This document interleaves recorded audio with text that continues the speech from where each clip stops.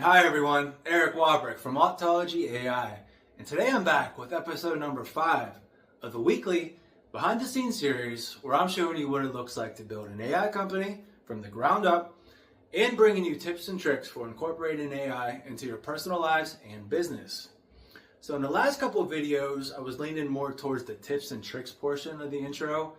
We took a look at the large language models, did a quick demo of lovable.dev. Well, this week I wanted to totally switch gears and talk more about my story and why I started Autology AI at the beginning of this year. So a year ago, I was in nowhere near the headspace that I'm in now.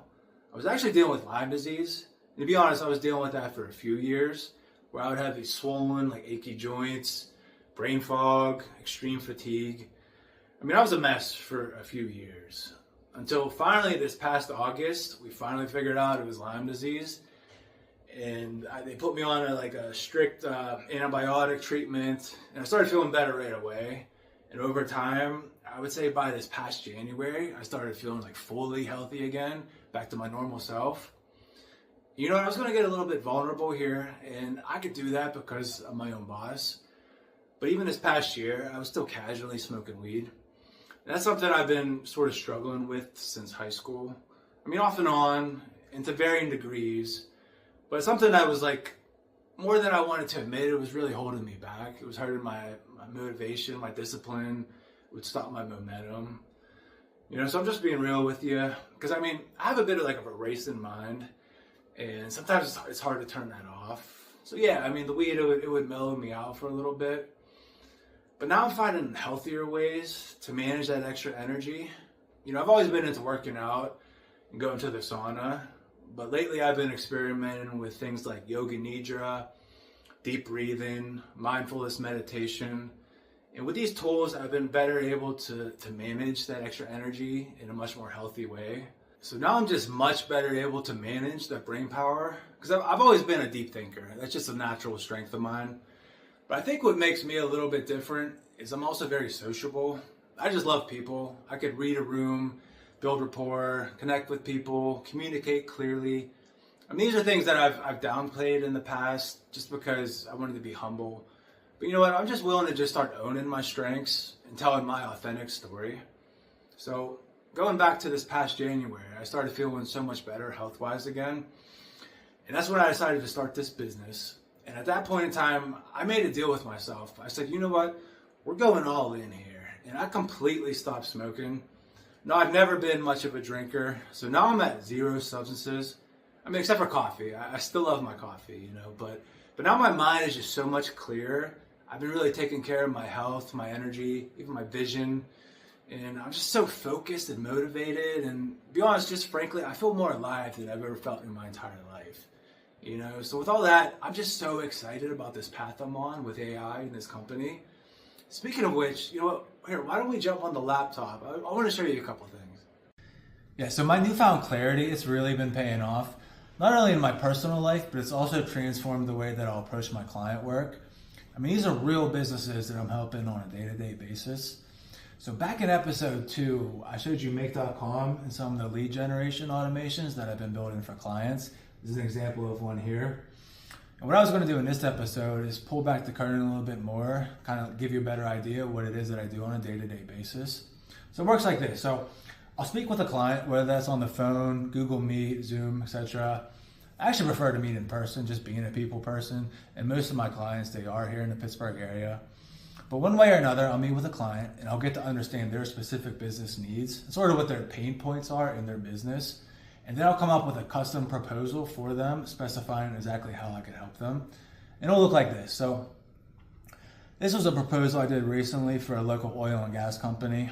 And I took their name off. I redacted it just for confidentiality reasons. I don't want to have to ask for permission. I just want to give you an idea of what the proposal would look like. So in this case, we were helping this company with their website and SEO, or search engine optimization. And then I'll come up with a custom proposal for them. It looks like this. I'll specify the objectives, and I'll give them the scope of work, and I'll get real detailed. So in this case, we were updating their lead form. I'm just going to scan through this real quick, but we optimized their website. We kind of overhauled their website, and again, we worked on their SEO, updated their content with more keyword-rich content. updated their meta descriptions and their heading structure. So this way they're going to get much more traffic on Google and the other search engines. They're going to rank so much higher. And then in this case, we actually updated their social media presence as well. So I went through and I'll specify exactly how it is that I could help them, and I'll send it over a proposal, and we'll kind of, collaborate and detail it out. And then once I get it approved, then I'll start implementing it. So not every company that I've been working with was ready for AI automation, and this is one of those cases. I mean, what we're doing is we're overhauling their website, their SEO, and their social media, so that way they're going to get so much more traffic, and then they're going to be ready for the AI automations. And that's the goal. This is phase one, and then phase two will be the AI stuff that I could do for them. And once we do that, we're going to completely transform this company that was already doing well, but they're going to be so much more efficient and profitable once I implement the AI. And man, it's just really, really exciting. And like I said, I just wanted to give you an idea of what the proposal would look like and kind of what I do for clients. Here's the thing, like when it comes to AI, you can't really you have to understand what the business needs specifically. You can't just be like copy and pasting templates like some of the other companies will do. It's just not going to work very well. You got to have a custom strategy for each individual company. And that's what I do, So kind of just to go back personally, I've done a lot of things in my career. I've worked in corporate, doing like sales, project management, ran a few home service businesses. But this type of stuff, this is the first time in my life where I've built something that I just absolutely love.